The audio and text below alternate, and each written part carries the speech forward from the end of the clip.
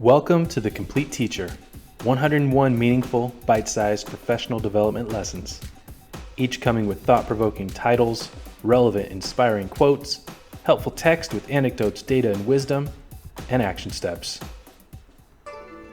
Lesson 78. In the digital age, embrace a real-life conversation. What we've got here is a failure to communicate, from Cool Hand Luke. All too often, well-meaning teachers blur real-life conversations with electronic ones. Text messaging is not the same as face-to-face discussion. An email is very different from a phone call.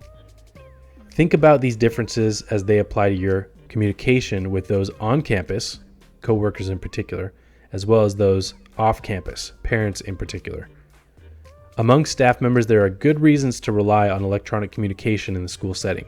For one, you likely have had face-to-face interactions with the people you're emailing, giving your electronic communication clearer meaning. For two, communication within a school can be more time-sensitive, may need to go to broader groups, or may simply need to relay basic information. However, face-to-face or phone conversations with on-site colleagues are irreplaceable when tone, complexity, or sensitive information are potential concerns. The guidelines are equally distinctive when it comes to parent communication. Electronic communication may work well for informational pieces or for mass emails. Often when you need to communicate something to a parent about a delicate issue such as grades or behavior, a phone call is the right call. The risk of misread tones decreases significantly with phone calls. This practice, particularly early in the school year, sets up for a year of better communication with parents.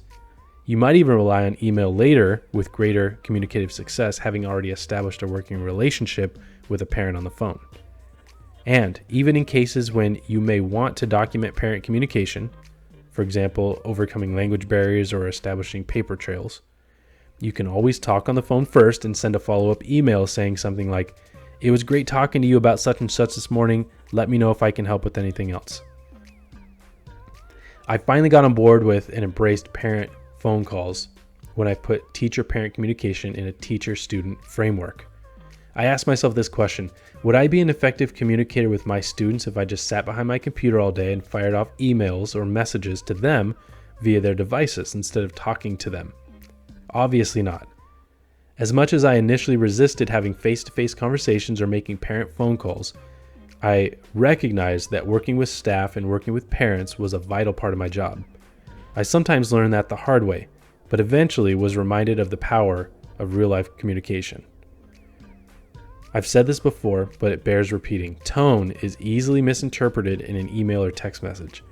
Whenever you can, meet up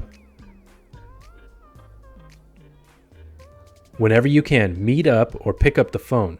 There is great value in a real conversation. Action steps. This month, instead of sending what would normally be an email, make it a point to talk to 3 colleagues face-to-face, or to talk with 3 parents on the phone. Need a copy of all the Complete Teacher lessons on slides? Looking for an e-reader or physical copy of the Complete Teacher? Want to browse thousands of other top-rated, engaging resources? Check out the links below.